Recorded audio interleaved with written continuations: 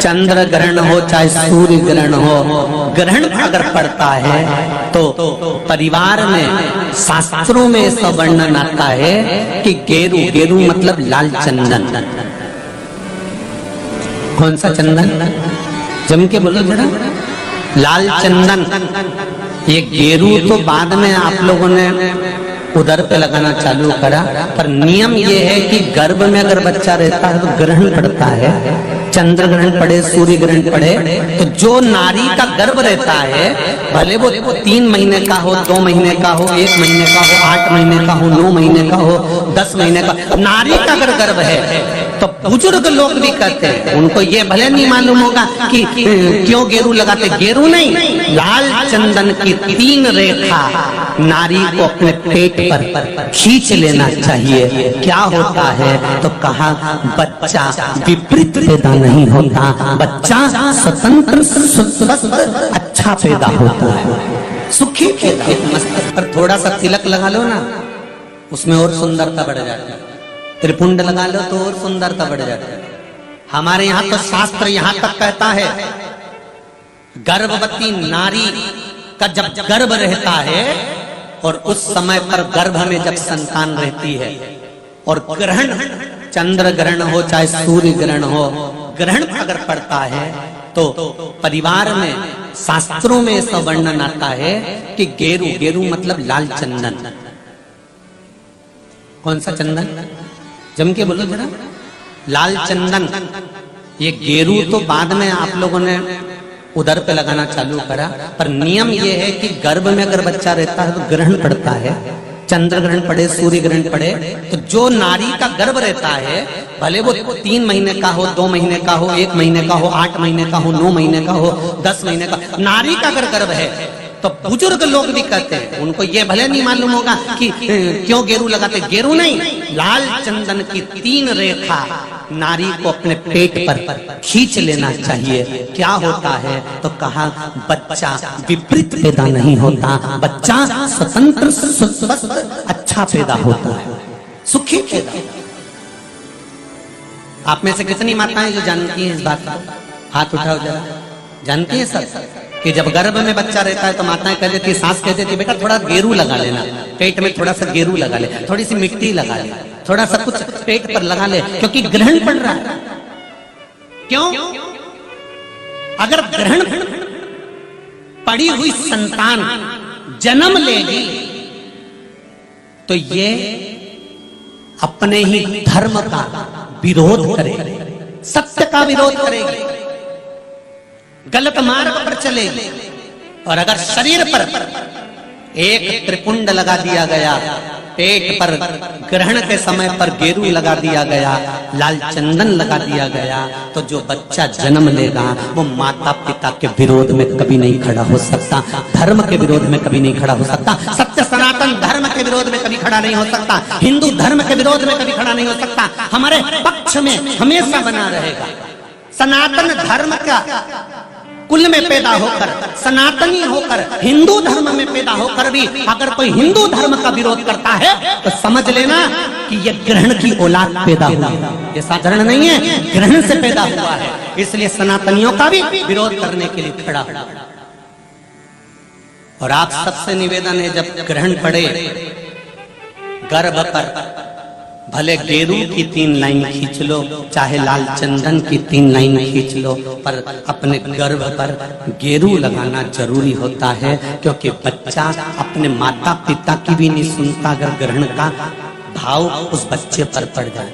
अगर माता पिता को अपनी सेवा करवाना है तो गर्भस्थ बालक को जब ग्रहण पड़े तो शरीर पर थोड़ा सा त्रिपुंड लगा लेना चाहिए। क्यों? क्योंकि बुजुर्ग माँ बाप की जिंदगी खराब नहीं हो। कई बेटे ऐसे होते हैं माता पिता को नहीं गिनते, कई बेटे ऐसे होते हैं माँ बाप को 2 रोटी नहीं देते, वृद्धाश्रम में छोड़ आते हैं। समझ लो कि ये ग्रहण के पैदा हुए, ये नहीं।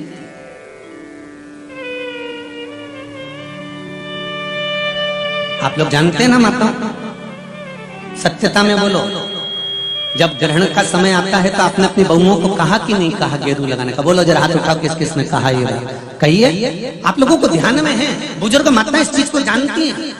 रखिए, बुजुर्ग लोग इस बात को जानते हैं कि गर्भस्थ अगर बच्चा है और ग्रहण पड़ रहा हो तो त्रिपुंड लगा लेना चाहिए।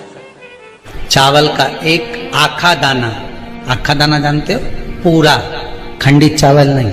कितना चावल? एक दाना चावल का शंकर भगवान के शिवलिंग पर समर्पित करिए। एक बेलपत्र जिसका डंडी का मुख अपनी ओर हो, जहां से चावल चढ़ाया है, उस चावल के ऊपर अपनी कामना कर कर रख दीजिए और चंद्रमौली भगवान का स्मरण करिए। कौन से भगवान?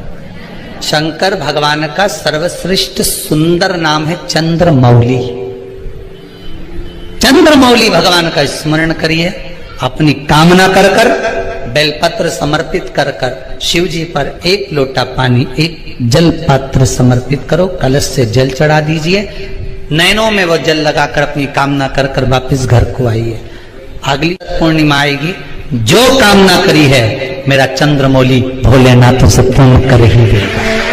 कार्तिक की पूर्णिमा के दिन जो व्यक्ति किसी जलाशय पर, नदी, तालाब, बावड़ी, कुआं, जहां भी जलाशय हो, उस तट पर जाकर दीप लगाएगा तो उसने जो 3 दिन दान करा है उसका पुण्य उसके खाते में लाख गुना होकर चला जाएगा। लोग इसको देव दीपावली कहते हैं क्योंकि वो पुण्य लक्ष्मी जी छुड़ा कर लाई थी और इतनी दीप उत्सव मनाया गया था लक्ष्मी जी के लिए कि वाह रे लक्ष्मी वाह, तूने जगत का कल्याण कर, तूने जगत का उद्धार कर दिया।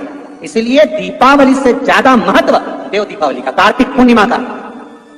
धनतेरस, रूप चौदस, दिवाली पे तुमने कितनी भी पूजन करियो, कितना भी दिया लगाया, पर उसका जो पुण्य है तुम्हें मिलेगा तो कार्तिक पूर्णिमा के दिन मिलेगा, जब तुम दीप दान करने किसी नदी, तालाब, बावड़ी, कुआं, तालाब पर पहुंचोगे।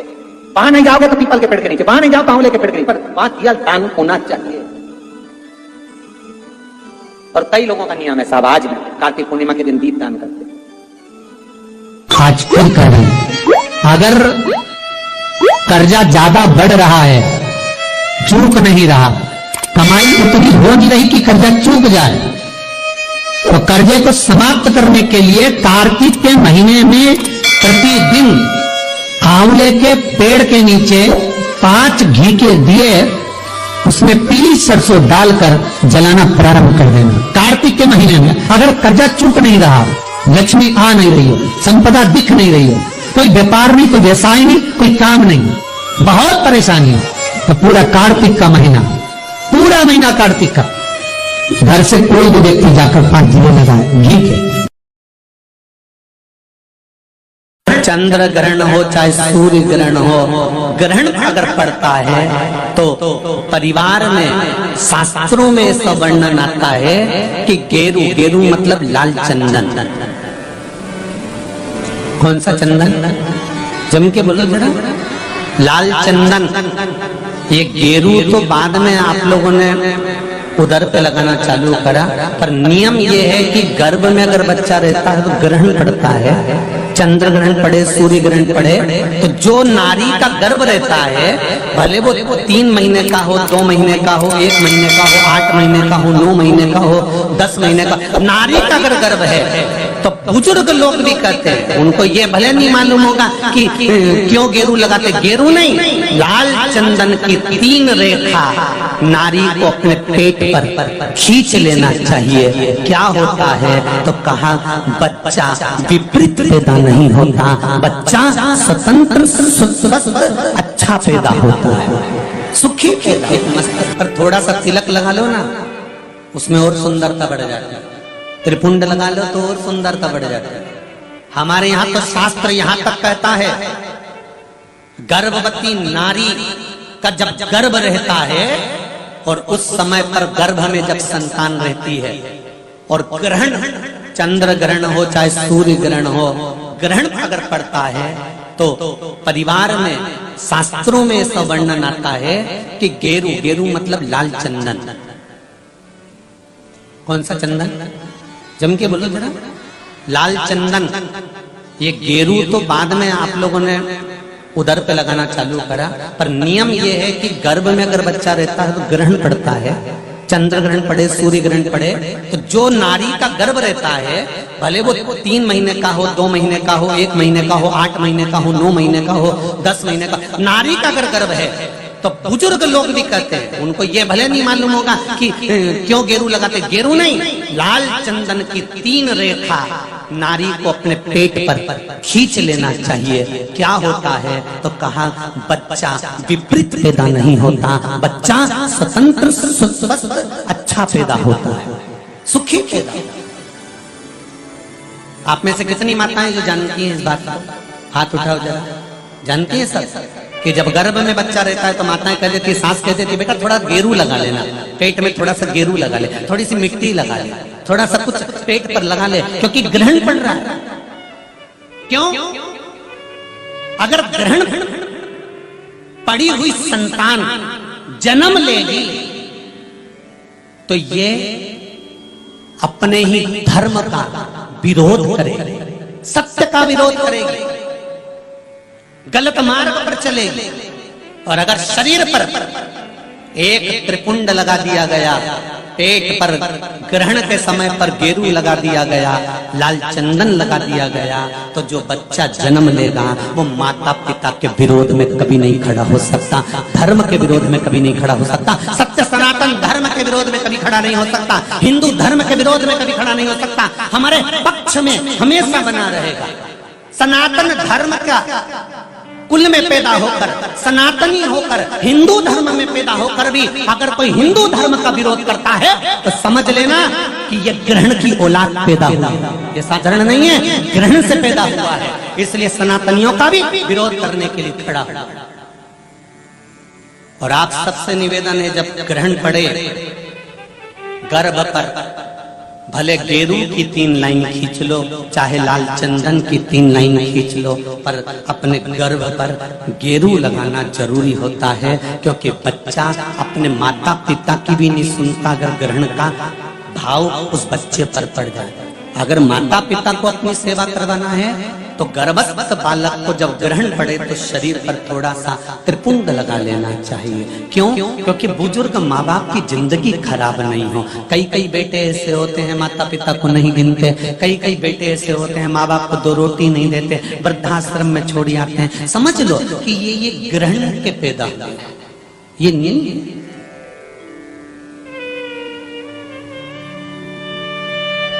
आप लोग जानते हैं ना माता, सत्यता में बोलो, जब ग्रहण का समय आता है तो आपने अपनी बहुओं को कहा कि नहीं कहा गेरू लगाने का? बोलो जरा, हाथ उठाओ, किस किस ने कहा ये बात कहिए। आप लोगों को ध्यान में है, बुजुर्ग माताएं इस चीज को जानती हैं, रखिए।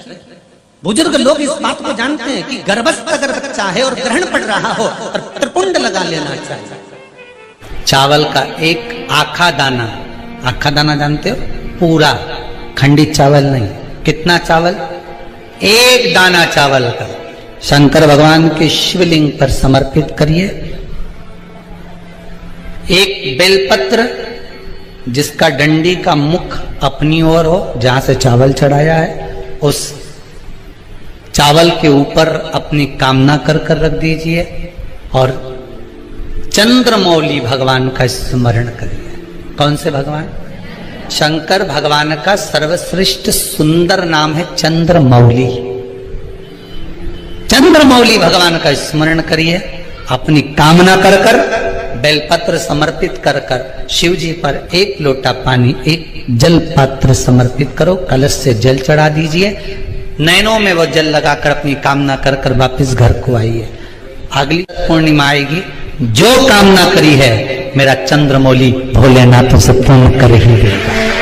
कार्तिक की पूर्णिमा के दिन जो व्यक्ति किसी जलाशय पर, नदी, तालाब, बावड़ी, कुआं, जहां भी जलाशय हो, उस तट पर जाकर दीप लगाएगा तो उसने जो 3 दिन दान करा है उसका पुण्य उसके खाते में लाख गुना होकर चला जाएगा। लोग इसको देव दीपावली कहते हैं, क्योंकि वो पुण्य लक्ष्मी से छुड़ाकर लाई थी। और इतनी दीप उत्सव मनाया गया था लक्ष्मी जी के लिए कि वाह रे लक्ष्मी वाह, तूने जगत का कल्याण कर, तूने जगत का उद्धार कर दिया।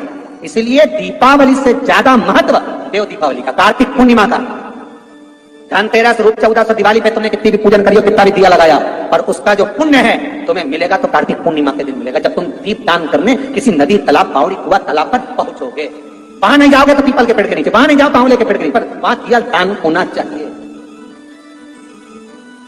और कई लोगों का नियम है साहब, आज भी कार्तिक पूर्णिमा के दिन दीप दान करते, आज फिर कह रहे हैं, अगर कर्जा ज्यादा बढ़ रहा है, चूक नहीं रहा, कमाई उतनी हो नहीं रही कि कर्जा चूक जाए, तो कर्जे को समाप्त करने के लिए कार्तिक के महीने में प्रतिदिन आंवले के पेड़ के नीचे 5 घी के दिए उसमें पीली सरसों डालकर जलाना प्रारंभ कर देना। कार्तिक के महीने में अगर कर्जा चूक नहीं रहा, लक्ष्मी आ नहीं रही हो, संपदा दिख नहीं रही हो, कोई व्यापार नहीं, कोई व्यवसाय नहीं, कोई काम नहीं, बहुत परेशानी है, तो पूरा कार्तिक का महीना, पूरा महीना कार्तिक का घर से कोई भी व्यक्ति जाकर 5 दिए लगाए घी के।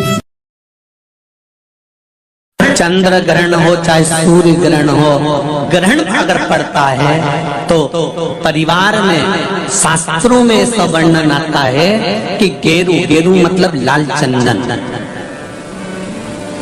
कौन सा चंदन? जम के बोलो जरा। लाल चंदन।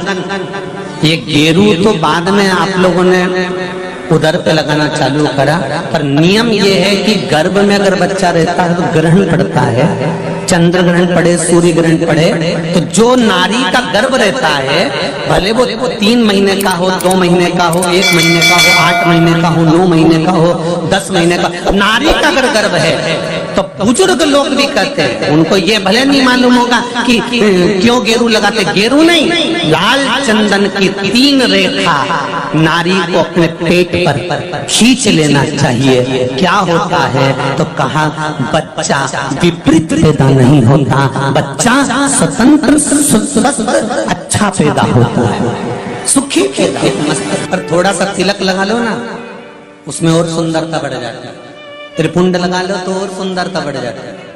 हमारे यहाँ तो शास्त्र यहाँ तक कहता है, गर्भवती नारी का जब गर्भ रहता है और उस समय पर गर्भ में जब संतान रहती है और ग्रहण, चंद्र ग्रहण हो चाहे सूर्य ग्रहण हो, ग्रहण अगर पड़ता है तो परिवार में शास्त्रों में ऐसा वर्णन आता है कि गेरू, गेरू मतलब लाल चंदन।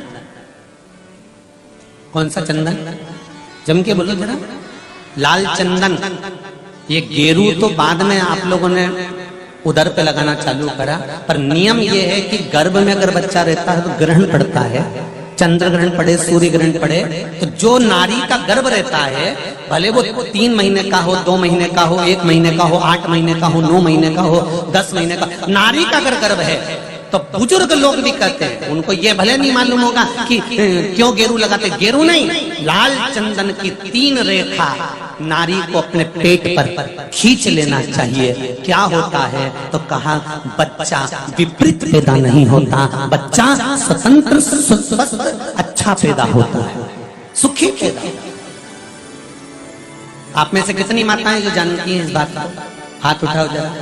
जानती है सब कि जब गर्भ में बच्चा रहता है तो माताएं कह देती, सास कह देती, बेटा थोड़ा गेरू लगा लेना, पेट में थोड़ा सा गेरू लगा ले, थोड़ी सी मिट्टी लगा ले, थोड़ा सा कुछ पेट पर लगा ले, क्योंकि ग्रहण पड़ रहा है। क्यों? अगर ग्रहण पड़ी हुई संतान जन्म लेगी तो ये अपने ही धर्म का विरोध करेगी, सत्य का विरोध करेगी, गलत मार्ग पर चलेगी।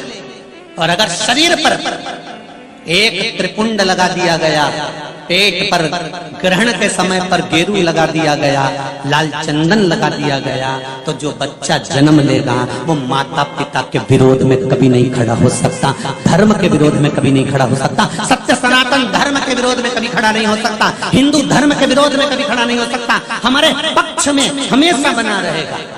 सनातन धर्म का कुल में पैदा होकर, सनातनी होकर, हिंदू धर्म में पैदा होकर भी अगर कोई हिंदू धर्म का विरोध करता है तो समझ लेना कि यह ग्रहण की औलाद पैदा हुआ, ये साधारण नहीं है, ग्रहण से पैदा हुआ है। इसलिए सनातनियों का भी विरोध करने के लिए खड़ा हुआ। और आप सबसे निवेदन है, जब ग्रहण पड़े गर्भ पर, भले गेरू की 3 लाइन खींच लो, चाहे लाल चंदन की 3 लाइन खींच लो, पर अपने गर्भ पर गेरू लगाना जरूरी होता है, क्योंकि बच्चा अपने माता पिता की भी नहीं सुनता अगर ग्रहण का भाव उस बच्चे पर पड़ जाए। अगर माता पिता को अपनी सेवा करवाना है तो गर्भस्थ बालक को जब ग्रहण पड़े तो शरीर पर थोड़ा सा त्रिपुंड लगा लेना चाहिए। क्यों? क्योंकि बुजुर्ग माँ बाप की जिंदगी खराब नहीं हो। कई कई बेटे ऐसे होते हैं माता पिता को नहीं गिनते, कई कई बेटे ऐसे होते हैं माँ बाप को 2 रोटी नहीं देते, वृद्धाश्रम में छोड़ आते हैं। समझ लो कि ये ग्रहण के पैदा हुए, ये नहीं है।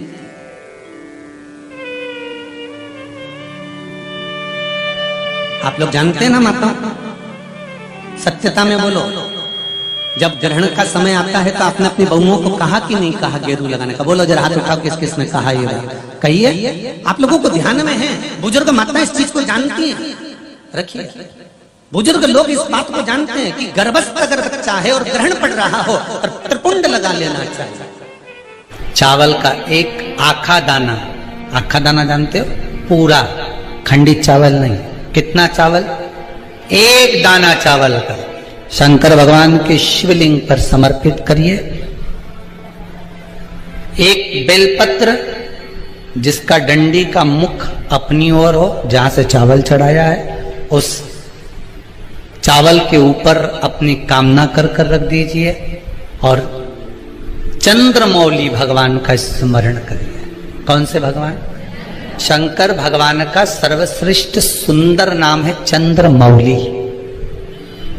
चंद्रमौली भगवान का स्मरण करिए, अपनी कामना कर कर बेलपत्र समर्पित कर कर शिव जी पर 1 लोटा पानी, 1 जल पात्र समर्पित करो, कलश से जल चढ़ा दीजिए, नैनों में वो जल लगाकर अपनी कामना कर कर वापिस घर को आइए।